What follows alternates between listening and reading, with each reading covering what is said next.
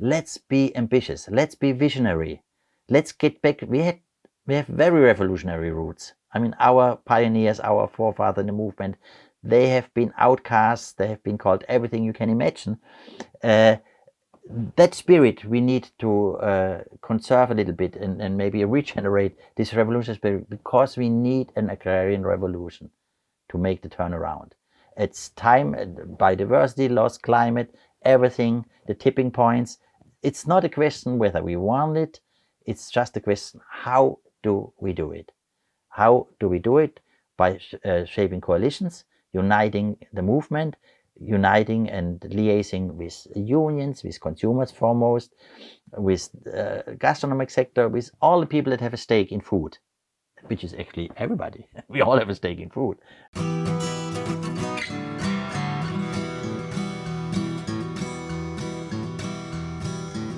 Welcome to the Real Organic Podcast. I'm Lindley Dixon, co-director of the Real Organic Project. We're a grassroots, farmer-led movement with an add-on organic food label to distinguish organic crops grown in healthy soils and organic livestock raised on pasture. You just heard from Bernward Geier, the former director of IFOAM, the International Federation of Organic Agriculture Movements. Last week, Bernward spoke about the rise of organic agriculture in Europe, and this week he moves the conversation to Asia and describes the success of one of the world's first 100% organic by law states. Bernward, one thing that you said, I just want to go back and touch on because it's so important. I don't want to misquote him, but I think when I interviewed Alan Savory, he said, well, you know, we've had a long history of the collapse of civilizations, and until recently, those were all being fed organically. And I thought, I don't think that was good organic agriculture. You know, just because it was chemical free doesn't mean it's good organic. Could you speak to that again, just to tease that out a little? This has been with me all my life. I'm since soon 50 years in the organic movement. I hope I don't look so old, but I'm almost 50. I started very young. You have to start very young, then you're long enough. I'm almost 50 years in the movement, and this has been with me from the very beginning. The accusation that we have an agricultural method that goes back to the grandfathers, or if they were really mean, they said, "Oh, back to the mountains, to the monkeys on the trees." That is so backward, this organic thing. I talked with my grandfather, who was a poor small farmer with 2 cows, which had to pull and the animal traction, so he had very little milk to yield. And he learned and watched what we are doing and what organic means, and has been with me on organic farms as an old man. And he said, "Bernward, I wish we would have had all this knowledge, then I could have been an organic farmer." He knew he was not an organic farmer. He couldn't treat these animals well. They had to work too hard. He had not good food, enough food for them, because they were so poor and had no land. And he didn't do the right thing with the manure, just leaving it outside, not really composting, and so on. Crop rotation, bringing leguminous in it. That was all not known in the time he had to pick up the farm. His father died, he was 12. He had to be the farmer as the oldest son with 5 siblings after him. And that learned me very early that it's completely wrong to put organic in on the same level of the old method, and to say, oh, in the old times they have all been organic farmers. No, they have not used chemicals, but that makes them not an organic farm, for sure not. There is so much more. Chemical is important, but look, the foundation of organic, it was Rudolf Steiner, the early pioneers. The chemical issue was not there, or hardly, really marginal. It was about leaving the system of closed cycles and leaving that what makes the principle organic, building soil fertility on organic matter.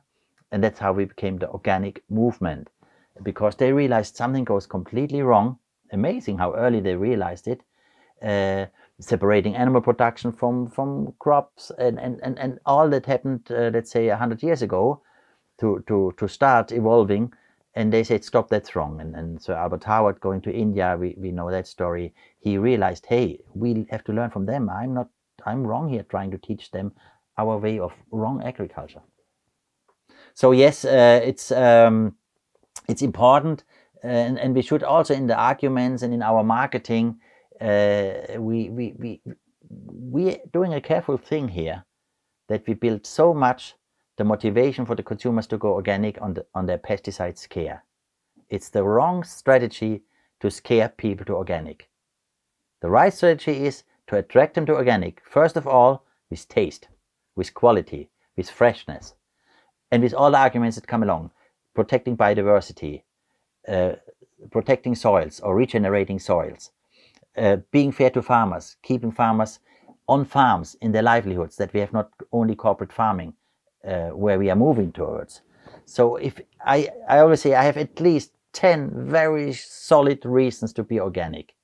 Pesticide is only one of them, and for me it's not high. I'm not, also genetic engineering, of course I oppose genetic engineering utmost, but I'm not scared to become a Frankenstein zombie. That is not my concern. I'm scared of the biodiversity loss, much more. I'm scared of seeing what happens to our soils, much more than the other thing, which is, I must say, for most of the consumers, the driving force. Nothing wrong to be cautious and to be sensible, or even taking measures because of the pesticide issue. It is serious. There is poison in our food, no doubt, but it should not be the only reason. And it's fragile, because if we have a scandal, and we had pesticide scandal, residue scandals, maybe through thrift or maybe also fraud, then we lose the consumer, because he lost confidence in what he was looking for. I have a little anecdote. When I got my training, I was first on an extremely conventional farm producing baby food, I must say today, with my knowledge, in a criminal way, including the pesticide issues, nitrate issues, spinach for babies, was criminal. I ran away from that farm and I went to a biodynamic farm in the 70s. And they had a very good direct marketing already in that time, and they made a special milk, a high quality milk, untreated, completely untreated milk you could get there. So many people came from far away. Sometimes they drove for 2 liters of milk, 20 kilometers, not very ecological. The milk was dynamic and Demeter. But he provoked his customers, and he said, hey, don't you think, I'm an organic farmer, that you get healthy to heaven? That is not my motivation. It's fine if you get healthy to heaven, and you may get healthy to heaven if you buy my food, but I have, first of all, a very selfish reason. I don't want to be in the middle of the spray drift. You get per mil or per billion parts of poison maybe in your food. I would be in the spray drift in the middle of it. And he knew about pharma and cancer rates, etc. And he gave that story. So that shows us something. So yes, let's be alerted and let's use the pesticide issue, but there is much more to be told and much more to be shared with consumers, that they get the full understanding. And this is important for the Real Organic Project.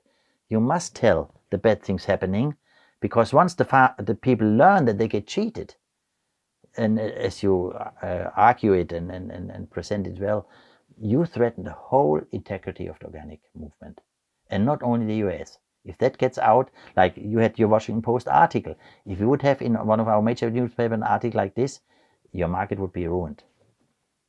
It would take one Spiegel article or one in our magazines, and luckily so far nobody has picked it up. Let's fix it before. Yes, well, let's fix it. You know, the Washington Post probably did 6 or 8 articles. Yes, a whole series, yeah. It was a whole series, and it didn't destroy organic at all. It created genuine concern, especially within the organic movement, where people were going, what's going on? And so I'm grateful to Peter Wawrzycki for writing those stories and telling the truth.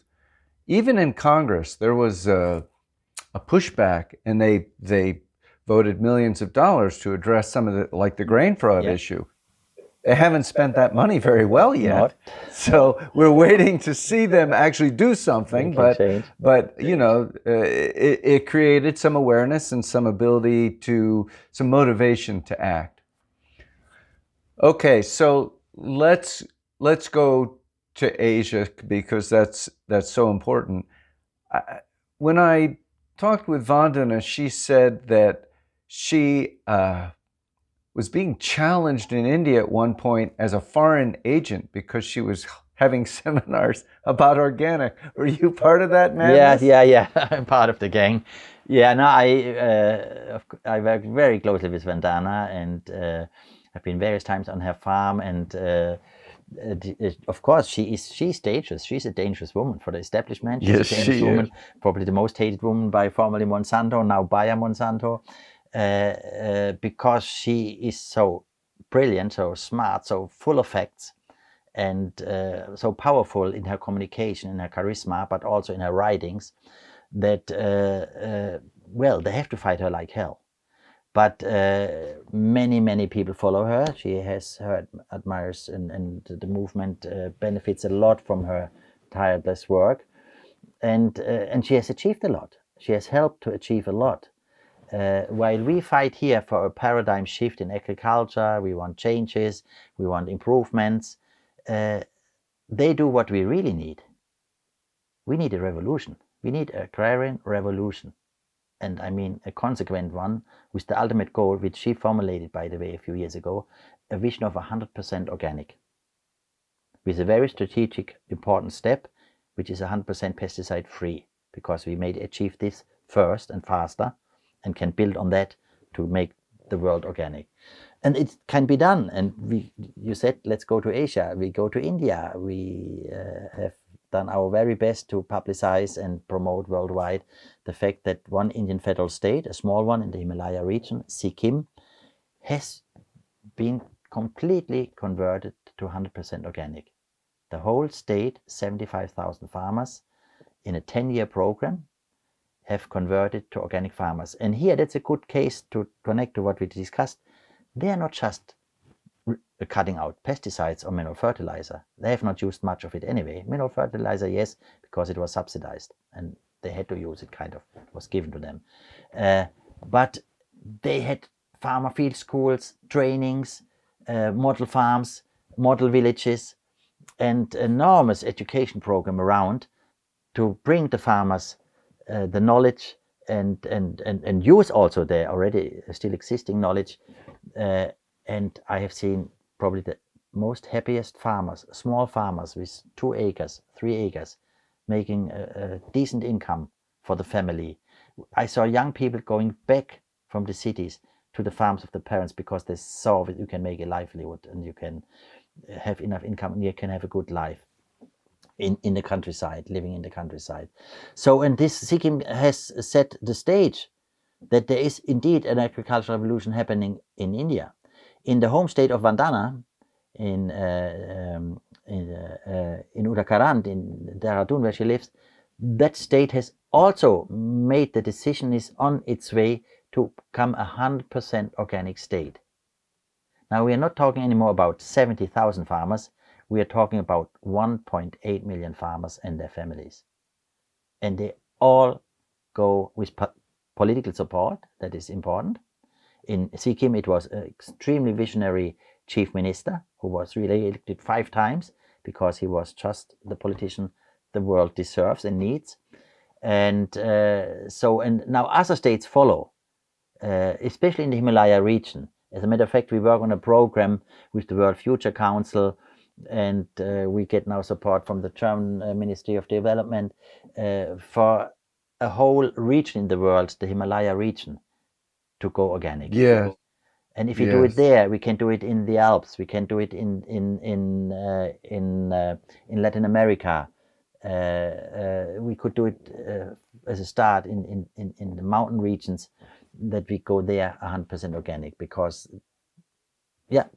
So tell me, it sounds like a comic book. A whole state is going 100% organic. Could you tell me how that happens? Because I've thought about it. I live in a very progressive state in Vermont, in America. Bernie Sanders, Patrick Leahy. You know, we're special. We have the highest percentage of organic farmers of any state in the country. Nonetheless, to say, let's take Vermont 100% organic would be a very huge lift. So how do you do that? And I asked Vandana, I said, Vandana, I want to learn about this. She said, talk to Bernward. Okay.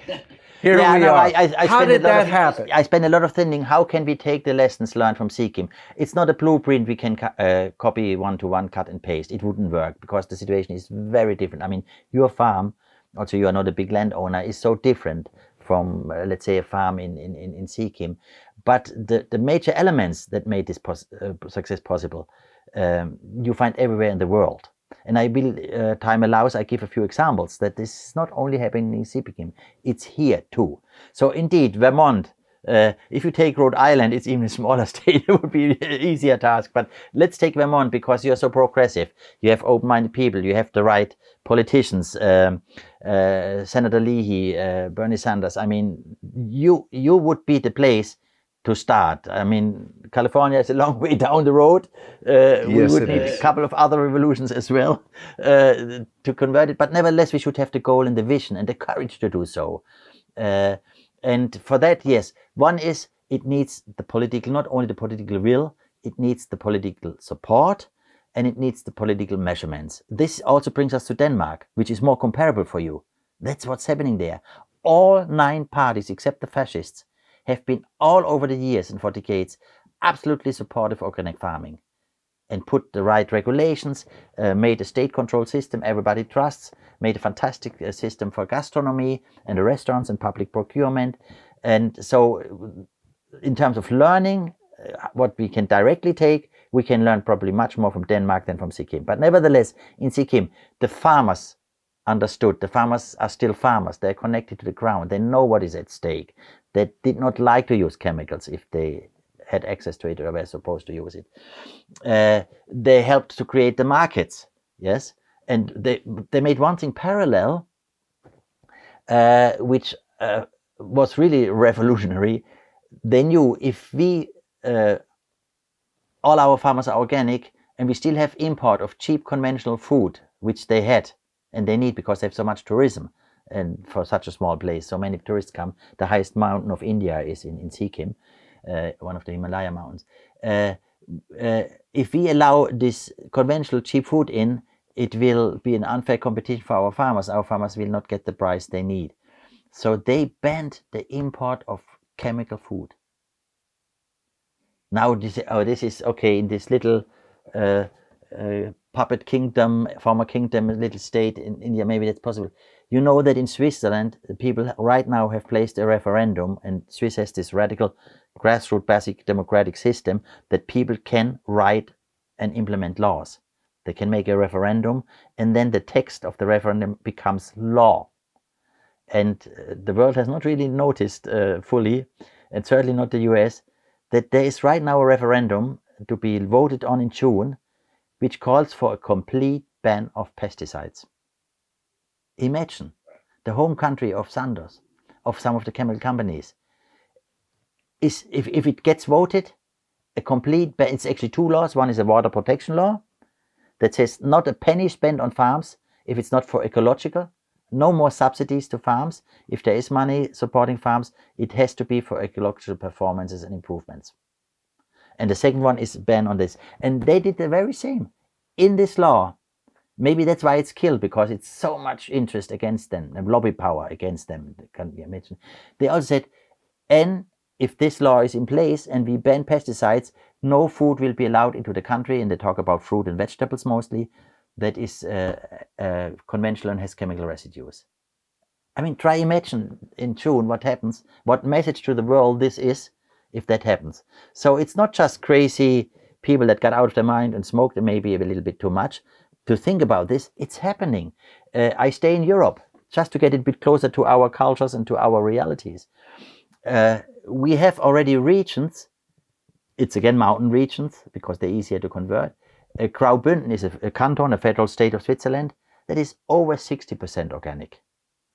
Austria as a country with a lot of farming going on, and also arable farming, not just the beautiful Heidi farms in the mountains. They are approaching 30% organic on national level. And the federal state of Burgenland, which is at the Hungarian border, it's highly chemical using because they grow a lot of wine and grapes, and this is heavily sprayed. So there is heavy chemical use, not like in Sikkim. The governor has set up, has invited scientists, has formed groups, has put in motion an action plan to make Burgenland 100% organic. So it's happening here. I just learned from Bob Quinn, by the way. He has been in Mongolia. Mongolia goes 100%. In other Indian states, we were in India, they go. In India, I would reckon at the moment maybe 10, maybe 20 million farmers convert to organic. It took us 50 years to get 2 million certified organic farmers in the world. And now we look at India, where in the course of a few years, by the 10 of millions, farmers will be organic farmers. So, you know how I said we're not having a debate, we're having a fight. And, you know, in America, I just talked to Chuck Benbrook, and he talked about how much worse the use of herbicides is getting in the last 5 years. Just catastrophic. And, you know, he's been very involved in the lawsuits against Bayer Monsanto, and which they've been winning. But he said at the same time, the use of these things, of Roundup and you know, many more, is exploding. So I feel like, yeah, there are sides being drawn, and there's a battle going on for the heart and soul of how we eat. How is our food going to be grown? You know, what is the signature on our land going to be? The price tag, the real price tag. We need to talk about true cost accounting, and we start to realize this. If we implement even conservatively true cost accounting, we have already evidence, and we have done some calculations here also with the Fibble Institute and Sikkim in Egypt, that already today organic food would be for the consumer and on the market the cheaper food. If the conventional food would really calculate in the price the pollution, the health issues, that destroying the land, and all these costs, and you cannot calculate all the costs. I mean, what do you calculate? A butterfly species disappearing because of farming, which happens. You cannot even monetize it, but you can monetize a lot. And this has to come parallel, because this 100% organic vision needs a few pre-requirements. And one would be that we really engage in true cost accounting, which is a big issue here now. We really debate it politically. Even the big companies know it's coming. It has to come. CO2, we have to put the CO2 price in the products and so on. So it seems to me that there are two layers of true cost accounting, and one is the actual costs in money right now. So like healthcare, you know, people are going to pay for that healthcare one way or the other, right? So that's actual cash out. And the other is the actual cost to our children and our grandchildren, and that would be climate change, which very quickly is becoming the cost of this generation. But for sure, that bill will come due in 20 years, in 30 years. Yeah. But even if we look at just the cash out, say, okay, you don't have to spend it on food, but you have to spend it on the doctor, then even so, right there, you look at that, and the organic is cheaper. Yes. It's the same for water. Water is polluted. A lot of water wells couldn't be used, so they have high costs to get either pesticides out or blend it with clean water to get below the residue level. It's a big issue. Somebody pays for it. We pay on the water bill. And I may promote a book because it's not available in English, so it's no self-promotion. I've published a book with Volkert Engelsmann, one of our great minds and an organic trader, on the true cost accounting. And we call it The Prices Are Lying. Why cheap food costs us so much is the subtitle. And this says it all. If consumers would get on the receipt at the supermarket cashier the real costs calculated, they would immediately realize what's wrong. They would go for organic, because we in a way do true cost accounting to some extent. Not at all. It's not all only green and rosy, but we do it. As a matter of fact, this big supermarket chain I've mentioned, they have a discount branch as well. And they picked up the issue, not the organic stores. The organic stores said, wait a minute, how come they do it? We should do it. They picked up and they opened a new supermarket, a very environmentally well-developed, designed supermarket. And they raised the issue and they got a professor doing calculations for the foods and they put the real price. They didn't charge it, but they put the real price on the shelf. What a message. That is education. That is consumer education. Brilliant. Brilliant. Yeah. Yeah, that's great. Well, Bernward, I feel like probably we'll have to have a second conversation. Anytime. I love it. Enjoy it. But before we go, are there any last words that you would like to say? Yeah, a couple of last words. It's fine. Family waits. We still have a holiday here. We have a coffee. Mother-in-law is here. She has baked a beautiful cake. Anyway, but yes, to wrap it up, maybe for the moment, I would like to appeal. Look across your fence. Get the good news that is out in the world. It's so frustrating. Our fight, you say, we have is so negative energy consuming. Not from us. It's forced on us, this negative energy, and we have to respond to it. But it takes energy. But if we look across the fence, there's so much happening outside. So many indicators. So many things that are becoming real in the organic way. The market development. We mentioned quite a few things in our conversation now. So let's take this and get this energy, because the fight you mentioned, of course, it's a fight of David against Goliath. We are small, we don't have the resources, we don't have money, we don't have the media power, the control, the brainwashing power of people. But I'm not a religious person, but I know enough of the Bible. I went to a Catholic school. I know who was winning. And the GMO fight has shown, in our place, GMO is out for decades and there will be never a place for GMO here. And that shows how the power we have if we pick it up. And another appeal is, let's be ambitious, let's be visionary, let's get back. We have very revolutionary roots. I mean, our pioneers, our forefathers in the movement, they have been outcasts, they have been called everything you can imagine. That spirit we need to conserve a little bit and maybe regenerate this revolutionary spirit, because we need an agrarian revolution to make the turnaround. It's time. Biodiversity loss, climate, everything, the tipping points. It's not a question whether we want it, it's just a question, how do we do it? How do we do it? By shaping coalitions, uniting the movement, uniting and liaising with unions, with consumers foremost, with gastronomic sector, with all the people that have a stake in food, which is actually everybody. We all have a stake in food. If you don't eat, we know what happens, and if you don't drink. So let's form big coalitions. I'm a passionate networker.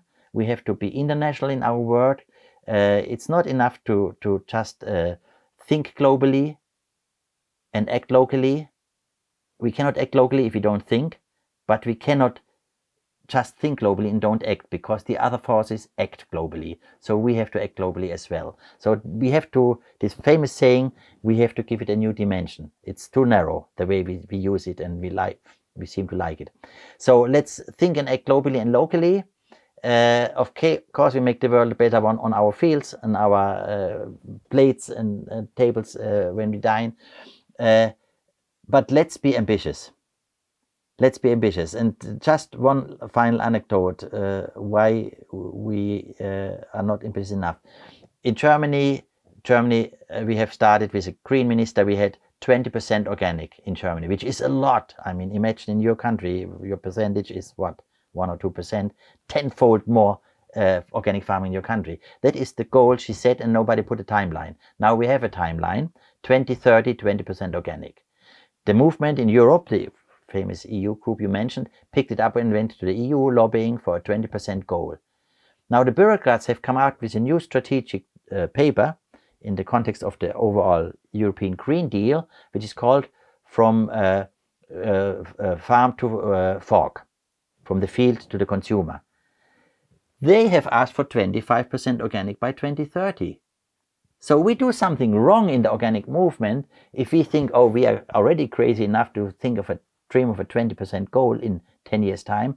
And the bureaucrats in Brussels come and say, but we want 25%. We have in Bavaria, we have in countries here, in federal states, they have 30 and 30% goals. The states, Burgenland has a 100% goal in Austria.